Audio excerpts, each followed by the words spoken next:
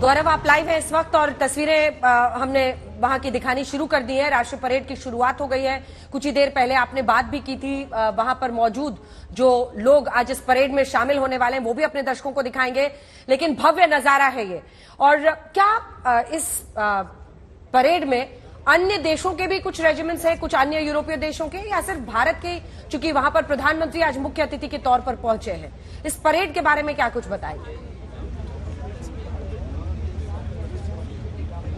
अंजना, आज की परेड में केवल भारत के ट्रूप्स हैं। भारतीय सेना पंजाब रेजिमेंट, जिसका लंबा इतिहास रहा है, फर्स्ट वर्ल्ड वॉर में लगभग 1,40,000 भारतीय सिपाही उन्होंने पहले विश्व युद्ध में भाग लिया था और उनमें से 9,000 यहाँ पर शहीद हो गए थे फ्रांस की सुरक्षा में फर्स्ट वर्ल्ड वॉर में। यहाँ पर 163 ऐसे सिमिट्रीज हैं जहाँ पर उनके शवों को पूरे सम्मान के साथ फर्स्ट वर्ल्ड वॉर के बाद दफनाया भी गया था।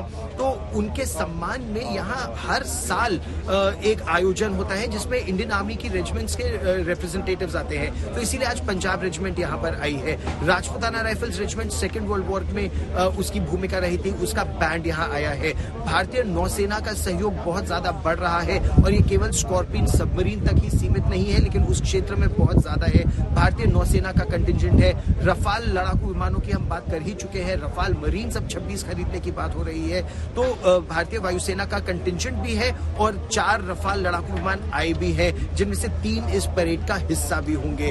तो ये तो फॉरेन पार्टिसिपेशन की अगर बात करें, लेकिन स्कूली छात्रों की अगर बात करें तो सेनेगल से यहाँ पर स्कूली छात्र भी हैं जो इस परेड का हिस्सा होंगे। अच्छा, फ्रांस की सेना में आज मैं एक सिपाही से मिला था जो इंडियन ओरिजिन का है, वो फॉरेन लीजेंस यहाँ पर है, तो उसका वो भाग भी है।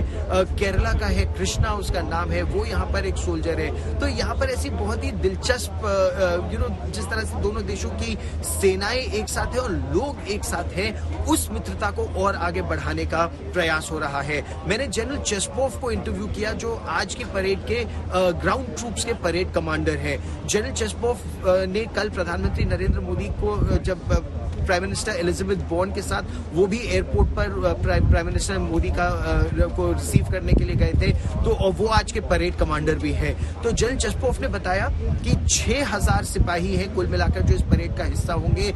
उसमें फ्रांस की आर्मी, नेवी, एयरफोर्स के साथ साथ यहाँ की पुलिस, यहाँ के फायर ब्रिगेड, यहाँ की स्पेशल फोर्सेस, यहाँ के जो फॉरेन लीजन के फोर्सेस है, यहाँ के जो ट्रेनिंग ट्रूप्स हैं, टेक्निकल ट्रूप्स हैं, साइबर सिक्योरिटी के ट्रूप्स हैं, वो सब इस परेड का हिस्सा होंगे। और साथ ही साथ यहाँ के स्कूली छात्र छात्राएं भी जो सेना में भर्ती होना चाहते हैं वो इस परेड का हिस्सा होंगे। उसके बाद मोटराइज्ड कॉलम्स आएंगे और ये बहुत दिलचस्प बनाता है अंजना इस परेड को। जो मोटराइज्ड कॉलम्स है, जो मैकेनाइज्ड कॉलम्स उनके पीछे आएंगे।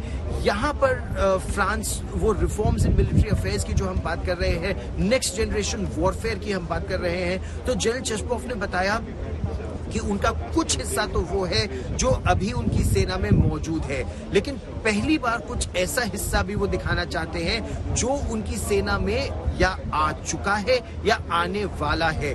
मोटराइज्ड फोर्सेस की अगर बात करें तो अब जिस तरह से हमने रूस और यूक्रेन में भी देखा अंजना, बहुत रैपिड डिप्लॉयमेंट की आवश्यकता होती है, तेजी से आपके ट्रूप्स एक जगह से दूसरी जगह तक जा सके। तो आर्मर्ड फाइटिंग व्हीकल्स किस तरह की नई आई है और नेटवर्क सेंट्रिक कम्युनिकेशन और वॉरफेयर कैसे लड़ा जाएगा, और वो नेटवर्क सेंट्रिक कम्युनिकेशन जो केवल फ्रांस तक सीमित नहीं है बल्कि पूरे नेटो देशों के कम्युनिकेशंस को एक साथ जोड़ता है, वो भी इस परेड का हिस्सा होंगे। और ऐसी कई चीजें उन्होंने मुझे बताई जो इस इंटरव्यू में आप और आज तक पर हमारे दर्शक सुनेंगे। और उन्होंने केवल एक इंटरव्यू दिया आज, वो केवल आज तक को था।